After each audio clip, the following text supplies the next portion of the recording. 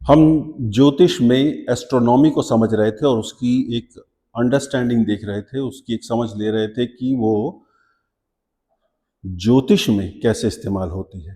तो उसके लिए हमने सोलर सिस्टम समझने का प्रयास किया था, तो उसी में हम आगे चलेंगे। सोलर सिस्टम में जो मून है वो क्या क्या रोल प्ले कर रहा है और इसलिए वो ज्योतिष में कैसे महत्वपूर्ण हो जाता है, ये मैं समझाने का प्रयास कर रहा हूं। वो एक लिंकेज में उसी कनेक्टिविटी दिखा रहा हूं। तो हमने अभी तक ये देखा था कि ये सोलर सिस्टम है, इसमें ये स्टैंडर्ड प्लैनेट्स हैं। आज के समय में ये प्लैनेट नहीं है, this has been excluded from the solar system. तो 1 2 3 4 5 6 7 8, ये 8 प्लैनेट ही है, 9 नहीं है। अभी क्या है कि इन 9 में से भी जब हम एस्ट्रोलॉजिकली देखते हैं, फॉर एस्ट्रोलॉजी, मैं यहां पे मैं लिख दूं फॉर एस्ट्रोलॉजी,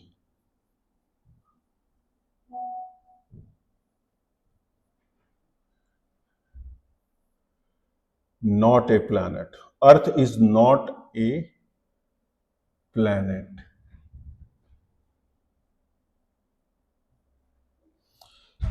इसके चारों तरफ मून होता है, मून होता है, मून।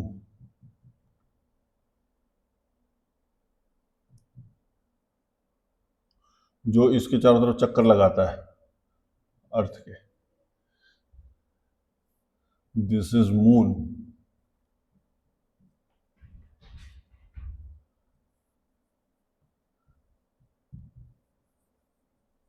Considered a planet.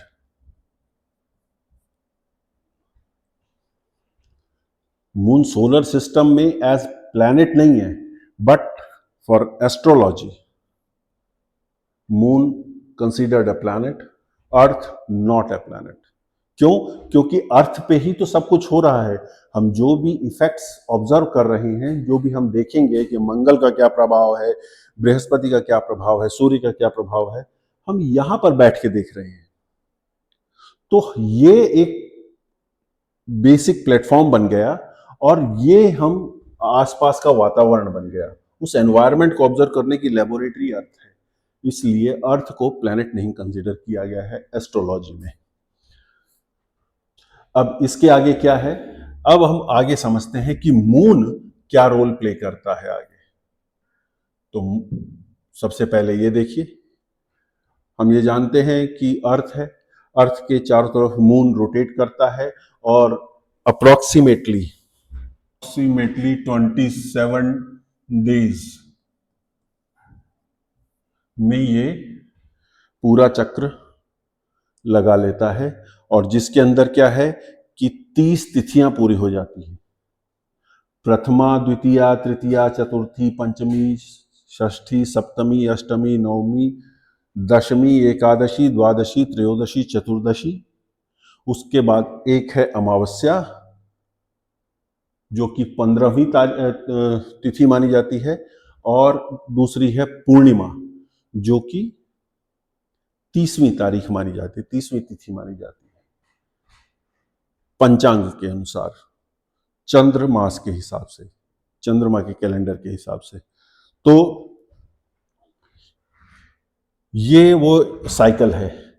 तो अंडरस्टैंडेबली जब चंद्रमा सूर्य के ठीक सामने होगा तो वो उस पर पूरे चंद्रमा पे रोशनी पहुंचती है, इसलिए वो पूरा चंद्रमा दिखाई देता है और खूब चमकता हुआ दिखाई देता है, और वो होती है पूर्णिमा।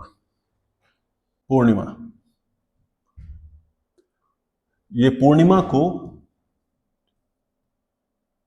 30th तिथि माना जाता है।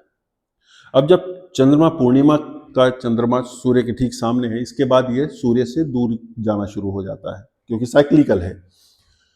तो प्रथमा, द्वितीया, तृतीया, चतुर्थी, पंचमी, षष्ठी, सप्तमी, तो लगभग 7th 8th तिथि, सप्तमी और अष्टमी, उसके बीच में चंद्रमा आधा हो जाता है, दिखाई देता है, because half is hidden from the sunlight.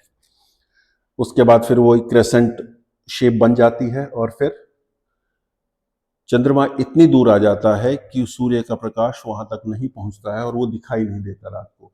ये अमावस्या होती है। This is called new moon.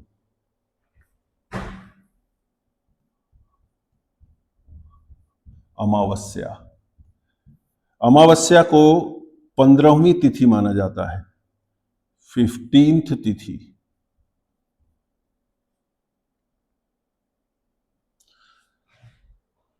कुछ जगह अमावस्या को मंथ एंड माना जाता है तो वहां पे ये 30th मानी जाएगी, बट इन जनरल क्योंकि चंद्रमा जहां पूर्ण हो रहा है उसको पूर्णिमा कहते हैं, इसलिए ये एक व्यापक मान्यता है, एक वाइड स्प्रेड अंडरस्टैंडिंग यही है कि this is the end of the month, so this is 30th and this is 15th तिथि। अब फिर इसके बाद वही चंद्रमा सूर्य की तरफ बढ़ना शुरू हो जाता है। तो जब ये चंद्रमा यहां से इधर आ रहा है, दिस इज शुक्ल पक्ष,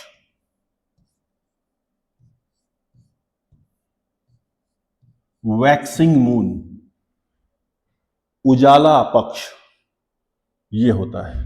और जब पूर्णिमा से अमावस्या की ओर जा रहा है, इसको कहते हैं कृष्ण पक्ष, अंधेरा पक्ष। ये कृष्ण पक्ष है, ये शुक्ल पक्ष है। यहां से इधर आएंगे तो शुक्ल पक्ष है, यहां से ऐसे जाएंगे तो ये कृष्ण पक्ष है। अमावस्या की ओर अंधेरे की तरफ बढ़ते हैं तो वो कृष्ण पक्ष है, पूर्णिमा की तरफ बढ़ रहे हैं, उजाले की तरफ बढ़ रहे हैं तो वो शुक्ल पक्ष है। तो ये सब किस लिए हो रहा है? क्योंकि चंद्रमा है। और जब चंद्रमा है तो वो क्या एग्जर्ट करता है?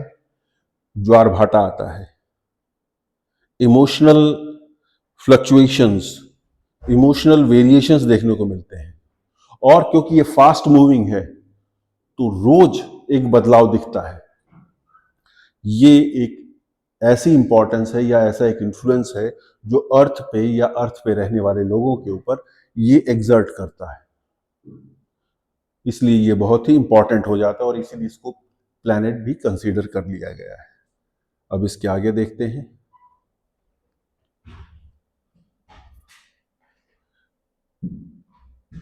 सोलर एक्लिप्स, सूर्य ग्रहण भी क्यों होता है? चंद्रमा, सूर्य और पृथ्वी की, अर्थ, मून एंड सन, इन तीनों की रिलेटिव पोजीशन की वजह से ही सोलर एक्लिप्स भी होता है और ल्यूनर एक्लिप्स भी होता है। चंद्र ग्रहण भी उसी वजह से होता है और सूर्य ग्रहण भी इसीलिए होता है। सूर्य ग्रहण कब होता है? जब सूर्य के सामने चंद्रमा आ जाए और वो जो सनलाइट है, जो सनलाइट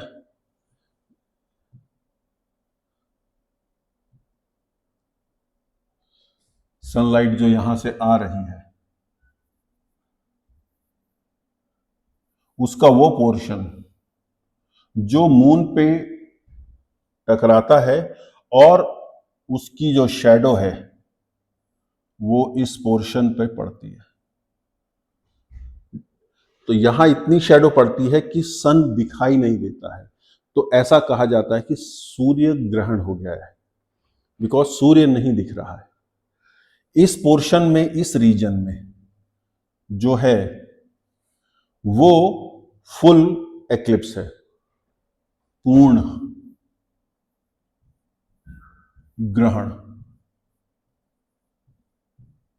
इससे बाहर ये जो दिख रहा है, ये जो दिख रहा है और ये यहां पे जो पड़ रहा है, इस एरिया में सूर्य थोड़ा थोड़ा दिखाई देता है, तो इसको कहते हैं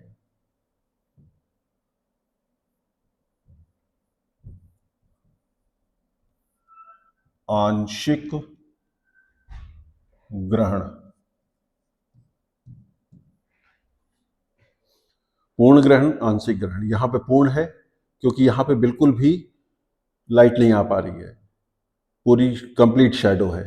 यहां पे लाइट आ पा रही है थोड़ी, तो इसलिए यहां पे आंशिक ग्रहण है। तो partial eclipse, full eclipse.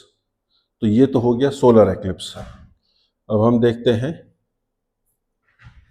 Lunar eclipse. ये भी उन्हीं तीनों की वजह से होता है, sun, moon and the earth, but relative position change हो जाती है। सन वही है,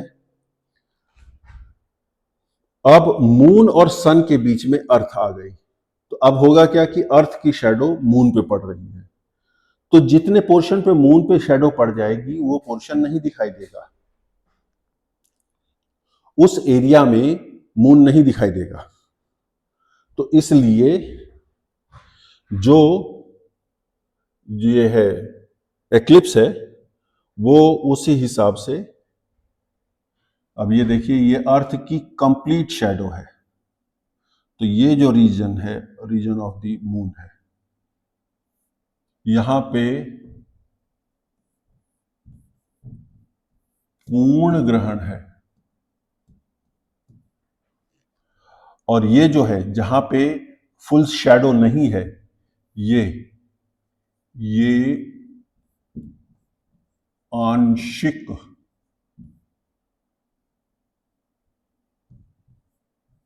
ग्रहण है। तो ये भी चंद्रमा है पृथ्वी के पास, इसलिए हो रहा है। तो ये हमारे लिए क्लियर हो गया है। अब आगे चलते हैं। जो अब एक जो और इंपॉर्टेंट चीज है, और जो कि एस्ट्रोलॉजिकल पार्लेंस में जो हम नवग्रह कंसीडर करते हैं उसके लिए कितना इंपॉर्टेंट है, वो चीज मैं आपको बता रहा हूं यहां पे। देखिएगा आप राहु एंड केतु को,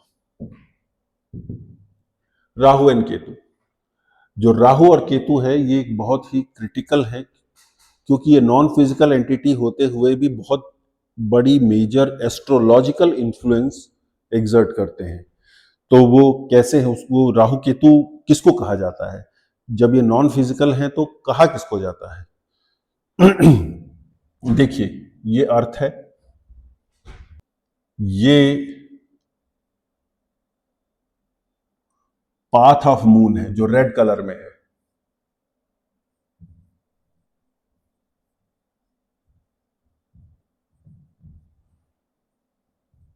ये लिखा हुआ मून्स ऑर्बिट। ठीक है, अब जब ये मून इस पे ट्रेवल कर रहा है, this is south, this is north,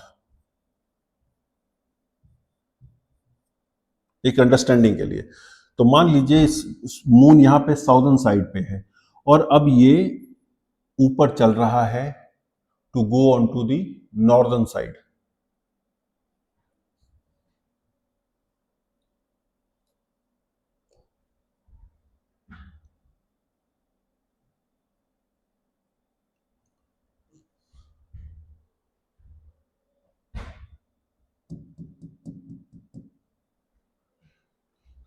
तो जब ये मून ऊपर जा रहा है to the north, north lunar node, तो वो पाथ जहां पर मून सन के पाथ को, ये जो ऑरेंज कलर का पाथ है ये सन का पाथ है, इसको कहते हैं ecliptic. This is path of sun, ecliptic is the path of sun. तो मून का पाथ सन के पाथ पे जहां इंटरसेक्शन कर रहा है, while going from south to the northern side of the earth, ये है नॉर्थ ल्यूनर नोड, इसी को राहु कहते हैं, इसी को ड्रैगन हेड कहते हैं। और फिर ये अपना ऊपर गया, और जब फिर नॉर्दर्न साइड से नीचे साउथ की तरफ आ रहा है, so this is called south lunar node, और केतु, और ड्रैगन टेल। तो because of the presence of moon, because of the presence of moon, ये राहु और Ketu, dragon head dragon tell, northern node southern node, ये भी एग्जिस्टेंस में आ जाती हैं. दो these are non-physical entities, but these are mathematical points, and these are, ये एक दूसरे से